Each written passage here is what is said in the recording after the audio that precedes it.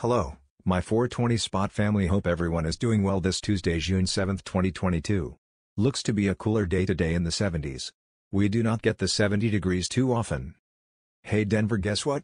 The city council is considering putting a measure on the ball to increase local marijuana taxes to fund out-of-school learning programs.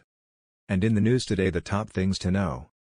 A study found that medical cannabis is generally safe for oncology patients and can potentially reduce the burden of associated symptoms with no serious MC-related adverse effects.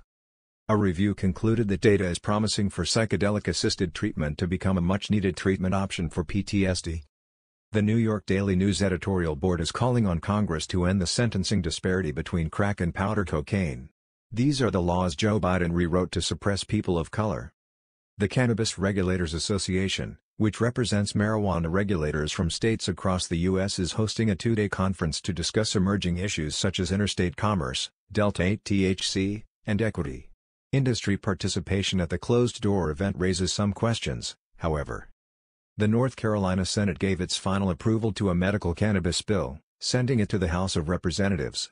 But leadership in the House does not seem interested in taking up the legislation this year, raising serious questions about its path to the governor's desk. Harker Heights, Texas activists submitted signatures to qualify a marijuana decriminalization measure for the local November ballot, one of 5 cities in the state that are expected to vote on the reform in the upcoming midterm election. Voters in Austin, the state capital, already approved an initiative to decriminalize cannabis last month. The U.S. Conference of Mayors, which represents 1,400 cities with populations of 30,000 or more, adopted a resolution calling on Congress to pass marijuana banking legislation. The measure also notes support for broader federal cannabis legalization. Connecticut Governor Ned Lamont, D., proudly shared a new country music song about his state that touts the marijuana legalization law he enacted, drawing criticism from his Republican election opponent.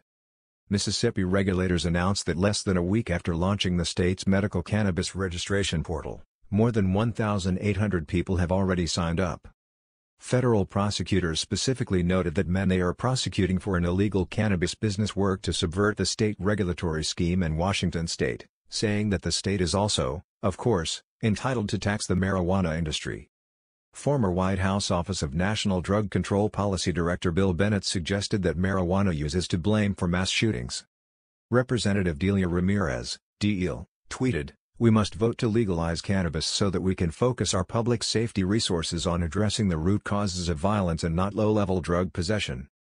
Hawaii Republican gubernatorial candidate Paul Morgan spoke about his support for legalizing marijuana. The Nebraska Attorney General's office submitted a brief responding to a lawsuit medical cannabis activists filed challenging state requirements on signature thresholds for ballot initiatives. Massachusetts's treasurer announced that her office is accepting applications to serve as chair of the Cannabis Control Commission. A Minnesota representative spoke about her involvement in a controversial meeting at which Democratic operatives strategized about an ultimately unsuccessful effort to change the name of the cannabis-focused third party to instead be the MAGA Party. A New York Assembly member tweeted, "Psilocybin can help us heal from trauma, stress, and anxiety. Let's be united in this very simple thing." Arkansas regulators approved a medical cannabis dispensary's change of location. Montana regulators published guidance on cannabis waste. New Mexico regulators missed the deadline to issue cannabis training standards. Oregon regulators launched a psilocybin services training licensing and compliance system. South Carolina regulators published a list of permitted hemp transporters. Michigan regulators are hosting an education session on how cannabis businesses may be required to provide employees with training related to the Federal Worker Protection Standard on June 15.